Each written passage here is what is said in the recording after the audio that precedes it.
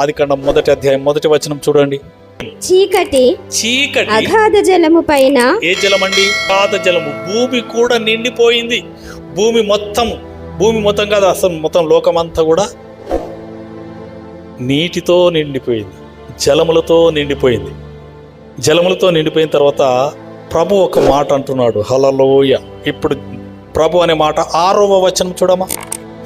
మరియు దేవుడు జలముల మధ్య ఒక విశాలము కలిగి ఆ జలములు ఈ జలములను వేరుపరచును గాక అని పలికిన. ఇక్కడ 2 రకాల జలాలు ఉన్నాయి. భూమి మీద ఉన్న జలము, ఆకాశంలో ఉన్న జలం. హల్లెలూయ. ఈ జలాలన్నిటినీ దేవుడు ఎక్కడ పెట్టినాడు?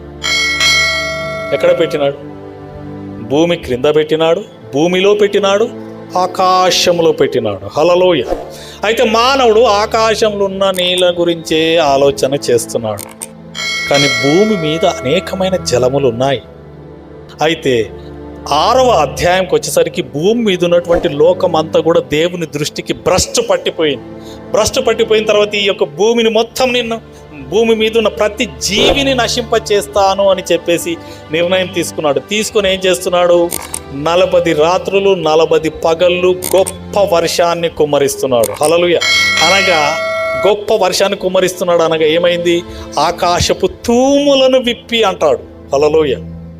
దేవుడు ఆకాశంలో ఈ నీటిని భద్రపరుస్తున్నాడు. ఆకాశపు తూములను విప్పి భూమి అంతా ఏమైపోయింది? నిండిపోయి భూమి మీద ఉన్న జీవులన్నీ నాశనం అయిపోయినాయి. హల్లెలూయ. నాశనం అయిపోయిన తర్వాత ఆ నీరంతా ఎక్కడికి వెళ్ళిందండి?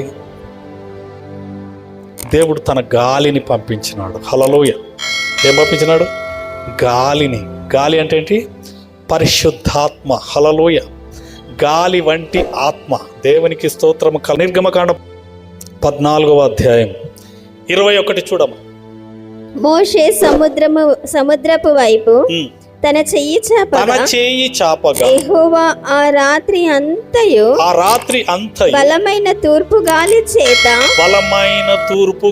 చేత సముద్రమును తొలగించి దానిని ఆరిన నేలగా చేసింది. దేనితో చేసినాడు? బలమైన తూర్పు గాలి.